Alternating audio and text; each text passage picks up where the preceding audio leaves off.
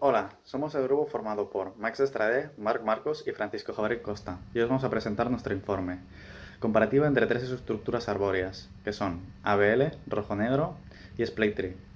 Empecemos por la introducción. Los tres árboles que tratamos en nuestro informe se parecen en que los tres son árboles equilibrados de búsqueda binaria, es decir, son árboles por los que cada nodo tiene como máximo dos hijos, de los cuales el hijo izquierdo siempre es menor que el padre y el hijo derecho siempre es mayor que el padre. Además de esto, se cumple la norma por la cual la diferencia de altura entre dos hojas no puede ser nunca mayor que uno. Estas características hacen que sean una estructura de dadas ideal para cierto tipo de búsquedas. En este proyecto nos proponemos hacer una comparación exhaustiva de estos tres tipos de árboles. No nos limitaremos a hacer una comparación teórica, ya que esto no nos concierne, sino que nuestro enfoque central va a ser determinar cuál de estos exhibe un rendimiento más rápido dependiendo de diversas distribuciones de operaciones. Para realizar nuestro trabajo hemos tenido que hacer 5 programas diferentes. 3 de ellos escritos en C++ son las 3 implementaciones de los 3 árboles que queremos estudiar. Y los 2 restantes son 2 scripts de Python que nos ayudan a hacer más ágil la toma de datos. El primero de estos 2 scripts genera aleatoriamente operaciones que luego aplicamos a los árboles. Y la segunda lo que hace es aplicar las propias operaciones a un árbol que decide aleatoriamente. Fragmentamos así el código para que a la hora de coger el tiempo que tarda se vea lo menos afectado posible por cosas ajenas, es decir, podríamos generar dentro de los propios árboles los números aleatorios, pero entonces perderíamos tiempo generando estos números aleatorios y los datos no serían tan precisos. Por tanto, lo único que medimos es lo que tarda en hacer las operaciones. Siguiendo en esto de intentar que los datos se vean lo menos afectado posible, todas las ejecuciones de datos se han hecho dentro de una máquina virtual Ubuntu, siempre con las mismas especificaciones.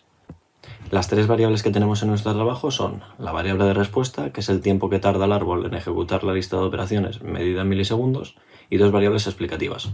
La primera es el tipo de árbol que manejamos, en este caso el red black tree, el splay tree y el ABL. Y la segunda es el tipo de composición de operaciones que tiene, es decir, si son operaciones balanceadas, si hay más inputs, si hay más deletes o si hay más búsquedas. Para poder aplicar el modelo necesitamos que se cumplan 2 premisas. En nuestro caso son la premisa de normalidad y la premisa de muestra aleatoria. La premisa de muestra aleatoria se demuestra por la forma en la que hemos cogido los datos, intentando ser lo más aleatorios posibles. Y la premisa de normalidad se demuestra más tarde cuando analicemos los datos con los gráficos qqplot. Una de las cosas que hacen que nuestra muestra sea aleatoria es la forma en la que recogemos los datos. Primero decidimos entre 3 de las operaciones que tenemos disponibles, la inserción, el borrado y la búsqueda, y después decidimos qué valor vamos a usar para esta operación. Para hacer esto generamos 2 números aleatorios, uno para la operación y otro para el propio valor, usando la librería random de Python. Esta librería no puede generar números propiamente aleatorios, ya que los ordenadores son máquinas deterministas, pero hace un buen trabajo a la hora de generarlos. Para hacer esto, realiza una operación matemática usando de semilla los milisegundos que han pasado desde el Unix Time, el 1 de enero de 1970, que es una fecha que usan bastante los ordenadores para realizar cálculos como esto. En el caso de nuestro trabajo, la hipótesis nula es que no hay diferencia entre las medias de los diversos tipos de árboles, y por tanto intentaremos defender la hipótesis contraria, que sí que hay diferencia en la media del tiempo de ejecución dependiendo del tipo de árbol. Nuestro programa tiene como salida el tiempo que ha tardado, el tipo de árbol que ha usado y la distribución que ha seguido. Como no nos hace falta ninguna modificación, importamos nuestros datos a R y empezamos con el análisis. Como hemos impreso una columna que contiene el tipo de árbol, a la hora de hacer los gráficos podemos filtrar dichas columnas para, por ejemplo, realizar un boxplot diferenciando entre los distintos tipos de árboles. Primero de todo, hemos hecho un boxplot para poder representar los cuantiles y la mediana de cada árbol.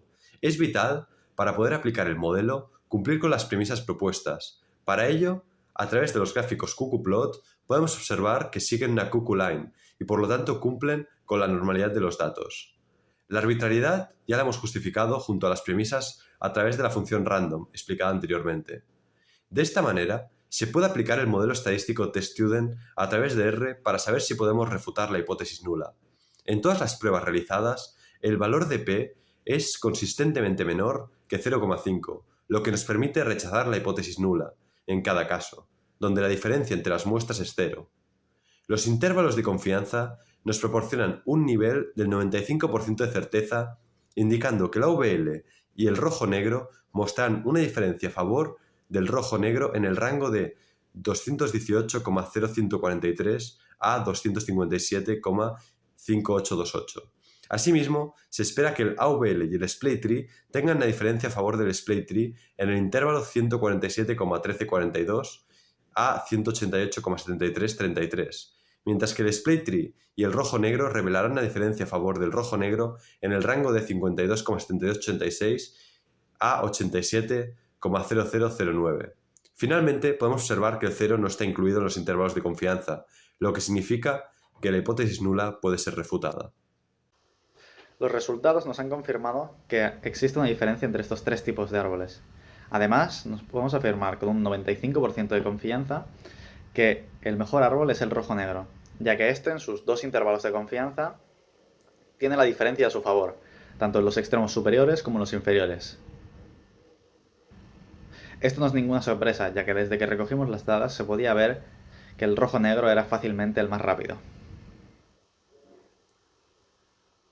En conclusión, hemos podido rechazar nuestra hipótesis nula, que decía que de los tres tipos de árboles no tenían diferencia entre ellos. Y además hemos cumplido con el objetivo que nos pusimos al principio del informe, es decir, discernir cuál era el mejor árbol. Gracias por escucharnos y bueno, aquí al final de la presentación tenéis el anexo con todas las demás gráficas, fórmulas que hicimos. Gracias por vernos.